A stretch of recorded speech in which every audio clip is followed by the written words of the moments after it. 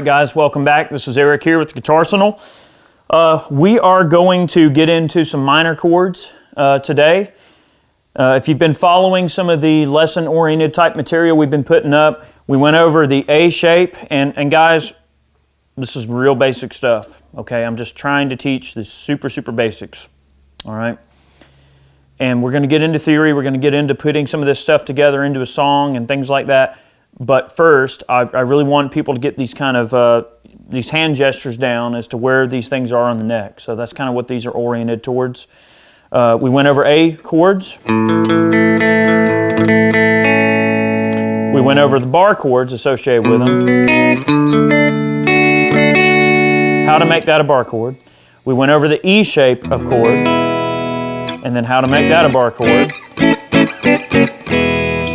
The reason that I taught it in that way is because now you have an understanding of what the chord shape is, what those two important chord shapes are, how to transpose them. Well, you've already got a lot of tools at your disposal, you just don't realize it yet. We're going to go over minor chords. And you already know the shapes pretty well, so this is going to be really easy. The best way to explain it is when we're talking, let's just use G as an example. If I take a G and I make a G a major scale and I go,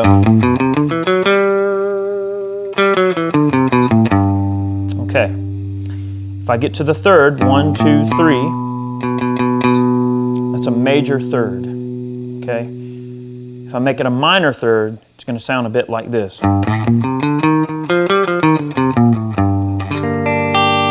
flatted.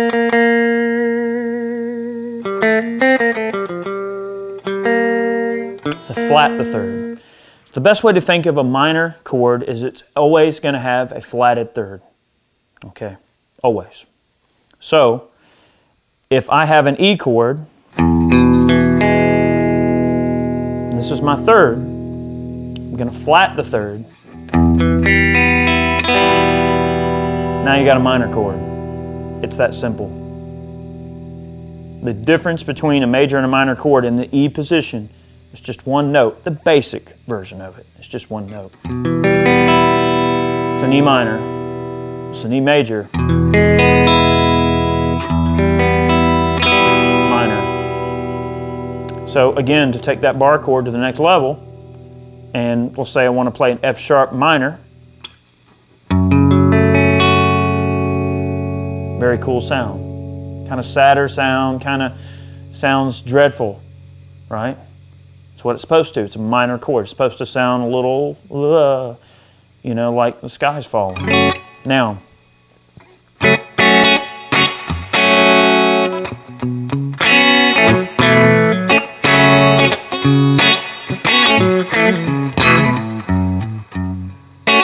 that kind of thing, right? You're getting that going with a minor chord. Or you're also getting going with a minor chord, kind of rolling along. Makes me think of being out in the desert, like being a cowboy or something, right? So same type of thing when we get over to the A position, except think about it. That's an A major chord that I showed you. I didn't explain to you when I first showed you the chord that it was major or that there was any tonality associated with it other than it was what I showed you, and there it is. But understand that when I drop that third down, I make an A minor chord. The difference is one note. Major, minor.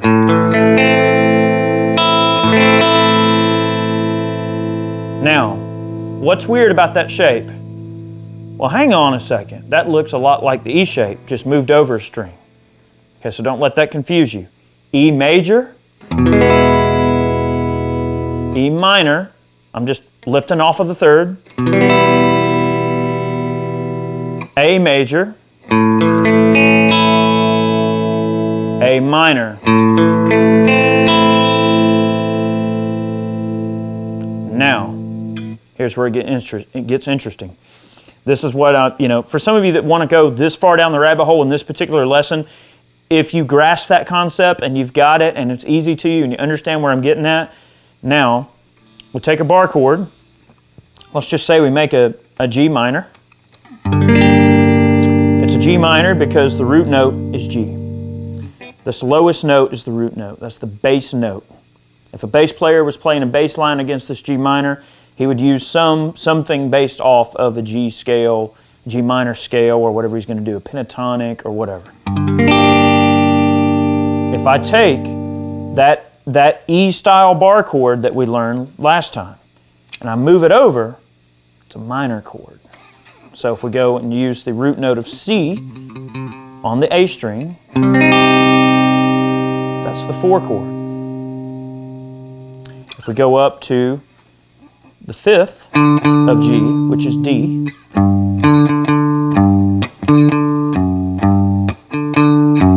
right? It's got that kind of sound to it. Those fifths have that very deliberate kind of sound. Then we have a 5 chord. Real basically, but it's there. G minor, no third, flatted third. Okay, that's what makes it a minor chord, is that flatted third. So, without getting into too much tremendous detail, don't worry about what you're doing with the chords until we start getting into some of the theory. But that's why I'm trying to show you a bit of theory as we go. Like, I mean, you need to know that on the 3rd fret, if you play that chord with the flatted third, that's a G minor all day long. Nothing changes that. If I move this over, that's that A minor shape. Kind of cool sounding, right? It's got a spooky sound, like someone's going to come out of a closet with a knife, right? That's what it is. Now, the thing is, if on that C chord that I just made, that C minor, if I raise that note, we get back into this. See how just changing one note in the chord can make it sound so drastically different? So there you go. There's your minor chords.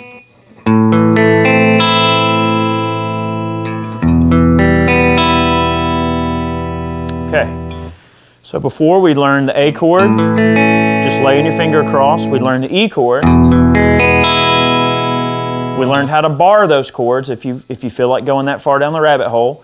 And then we learned the A minor shape. Okay? We learned the E minor shape.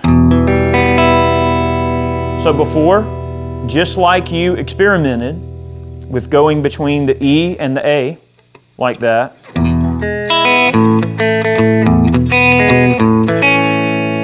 just like you experimented with that, this time experiment going E minor to A minor.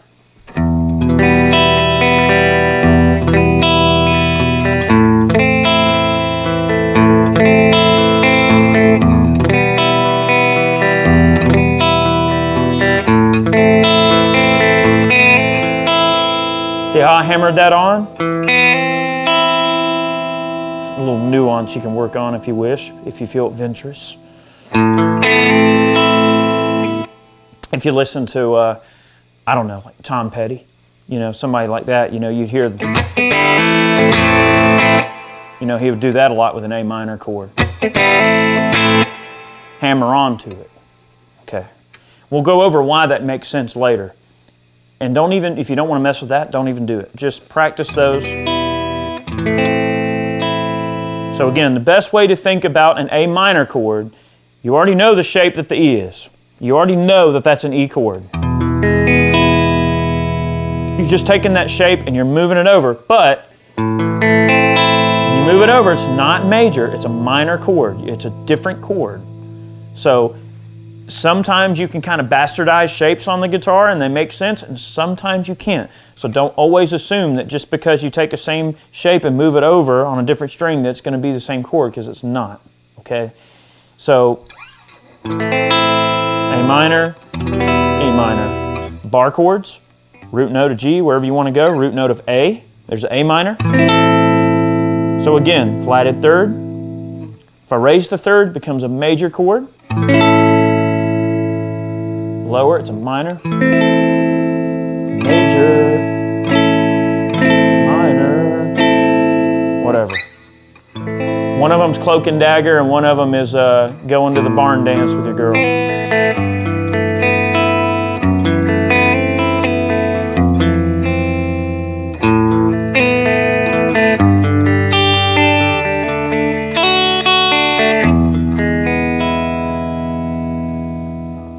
Very easy. Okay, so work on that, work on your minor shapes, and then what you'll find is you can start to put together some songs. And the way that that'll happen is, let's say that you look up a chord chart of your favorite song, and that chord chart, a lot of song sheets will show like the words of the song. You don't have to be able to read music, you just have to be able to read the chord chart. So if you know that that shape is that shape, or whatever the case may be, all right, you know an A minor chord. You've worked on your bar chord version. You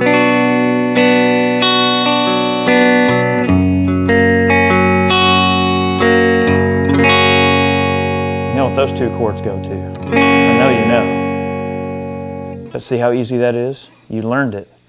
It was there the whole time.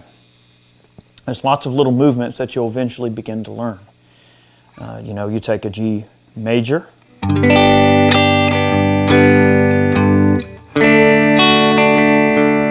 Well, we didn't learn the D chord yet, did we? Or did we? We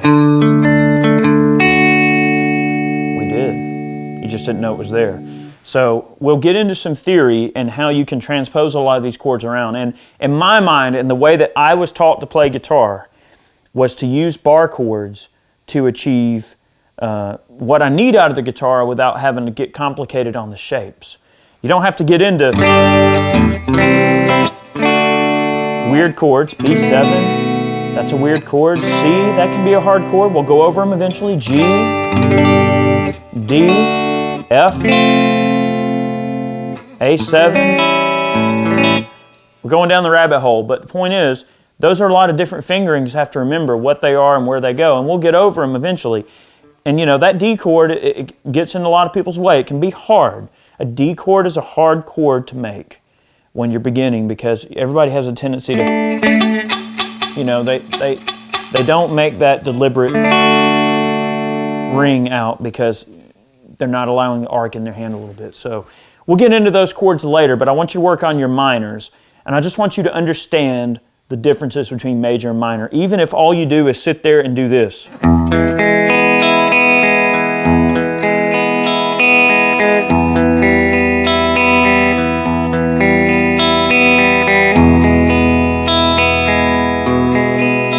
I was so happy. Oh, that's so sad. Get it? So that's the best way to think about it. Major chords are all happy and cheerful, and minor chords are all sad and lonely. So that's, in music, that's kind of the best way to think about it, at least in my mind. That's the way I look at it. So take that for what you will. That's the way that I look at it. That's the way I was taught. We're going to go way further down the rabbit hole than this, but this is just to give some of you guys that are struggling or new at guitar kind of a way to sort of figure this out in the way that I was taught. I'm not saying it's perfect. We haven't even gone into scales yet. I don't really feel like we're anywhere near being ready enough to get into scales. Scales are essentially, just to give you a very basic idea of what I'm talking about, scales are the way that you kind of make a story along with the chords. You make the guitar tell a bit of a story. A scale in of itself is a musical movement. Even if all you do is just play a scale. If I take and this is not intended to be lesson oriented, but I'm just trying to explain the context of what I'm getting at here. If I make a G minor chord, again, flatted third, you'll learn what that third is as you learn scales. But if I take that G chord and I just play it, okay,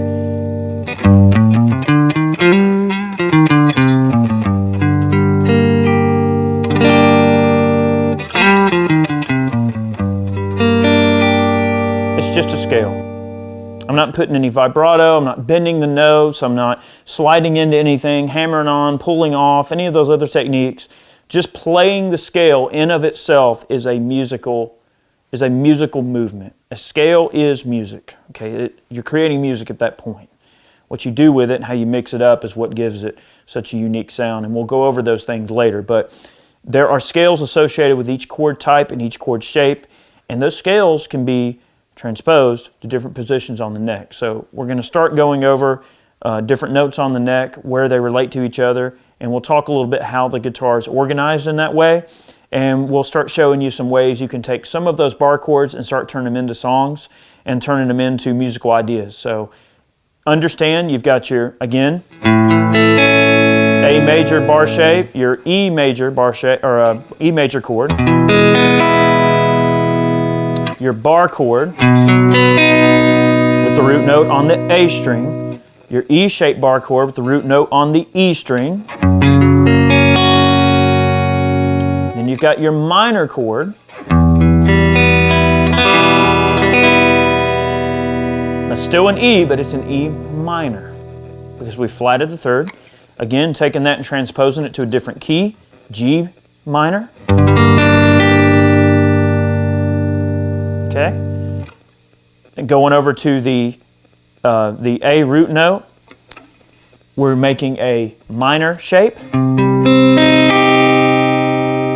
The shape of that chord is the same shape you make on the E, so it should be easy. All you're doing is literally moving it over. And I want you guys to do that. I want you guys to practice moving that over, like this. Even though those chords don't go together, make them go together. Make it a minor chord. If I go back over here, flatted third, and then I go back on to, okay? Making a deliberate effort to lower that third when I'm going back over to the E position. So practice those. A major, E major, A minor shape, bar it, learn to bar it, and then your minor shapes on the other register. Now that's not all the minor shapes on the neck, but for most of, let's just say, our pedestrian guitar playing where we're just hanging out with the buddies and picking out songs and just having fun, those shapes will allow you to play probably 90% of what you hear on the radio. Okay, that's pointing you in exactly the right direction. So work on that. Next time we'll get into some other stuff, some more theory. We are going to work on theory a little more because at this point I haven't really taught you any theory yet. We've really just tried to learn how to make the guitar make some sounds, make some racket. And it's probably racket a little bit, but that's okay. You know, everybody woodsheds, everybody learns a little bit and then works their way up. So guys, thanks for watching today's video. We hope you learned something. Let me know if this is the direction you like us going on some of the material we're doing. Let us know if it's a little too slow and a little bit too basic, and we can pick up the pace a little bit. But guys, thanks for watching today's video. Thank you very much, and have yourselves a great day.